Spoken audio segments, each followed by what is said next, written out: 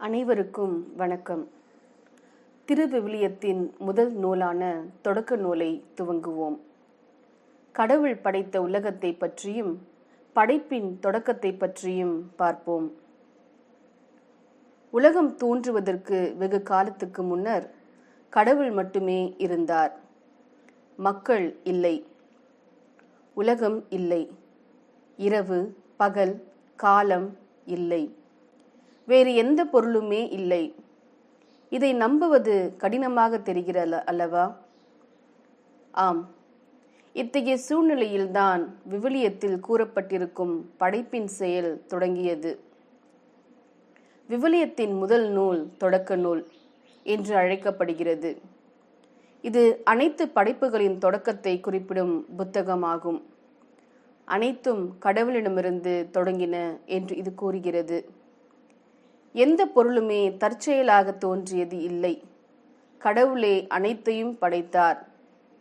இந்த உலகம், மக்கள், தாவரங்கள், விண்கோள்கள், அண்டம் என்று கடவுள் படைத்த அனைத்தும் செம்மையும் ஒழுங்கும் முழுமையும் உடையனவாய் இருந்தன. அவர் ஆண்களும் பெண்களும் சிறுவர்களும் சிறுமிகளும் மிருகங்களும் சமாதானமாகவும் ஒற்றுமையாகவும் அமைதியாகவும் வாழ வேண்டும் என்று விரும்பினார். ஆனால் பின்னர் ஒரு கொடிய நிகழ்ச்சி நடந்தது. அதன் காரணமாக கடவுளின் திட்டம் சிதைவடைந்து படைக்கப்பட்ட அனைத்தையும் இழக்கும் நிலை நேரிடும் போல் தோன்றியது. இருப்பினும் இப்பிரச்சனைக்கு கடவுள் ஒரு நல்ல தீர்வு வைத்திருந்தார். இப்புத்தகத்தை தொடர்ந்து நீங்கள் வாசிக்கும் போது கடவுள் இந்த பிரச்சனையை எப்படி விடுவித்தார் என்பதை அறிய முடியும். உலக வாழ்வை அற்புதமான முறையில் நீங்கள் அனுபவித்து மகிழ வேண்டும் என்று கடவுள் விரும்புவதை கண்டு கொள்ள முடியும். கடவுள் எவ்வாறு உலகத்தை படைத்தார்? முதலில் கடவுள் உலகத்தை படைத்தார். பூமி ஒழுங்கில்லாமல் இருந்தது. அதன் மீது உயிரினங்கள் எவையும் இல்லை. எங்கும் இருள் சூழ்ந்து இருந்தது. அலைகள் புரண்டோடும் தண்ணீர் எங்கும் மூடியிருந்தது. கடவுளின் ஆற்றல் தண்ணீரின் மேல் அசைவாடியது. பின்னர் கடவுள் வெளிச்சம் உண்டாகட்டும் என்றார். வெளிச்சம் உண்டாயிற்று. கடவுள் அதை கண்டு மகிழ்ச்சி அடைந்தார். பின்னர் இருளிலிருந்து வெளிச்சத்தை பிரித்தார். அதன் பின்னர் கடவுள் வானம் உண்டாக கடவுது என்றார். அப்படியே ஆயிற்று. இவ்வாறு கடவுள் வானத்தை உண்டாக்கினார்.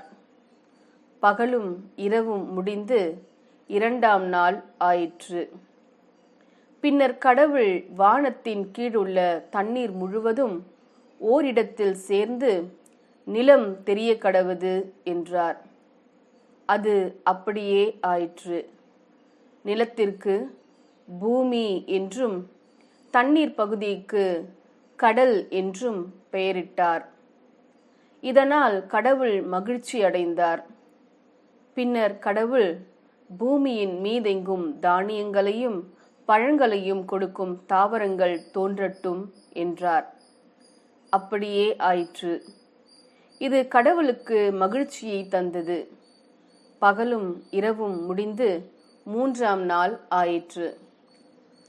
பின்னர் கடவுள் இரவிலிருந்து பகலை பிரிக்க வானத்தில் சுடர்கள் தோன்ற கடவுது. அவை பூமிக்கு ஒளி தரும்படி வானத்தில் சுடர் விடட்டும். அவை நாட்களையும் வருடங்களையும் பருவ காலங்களையும் குறிக்கட்டும் என்றார். அது அப்படியே ஆயிற்று.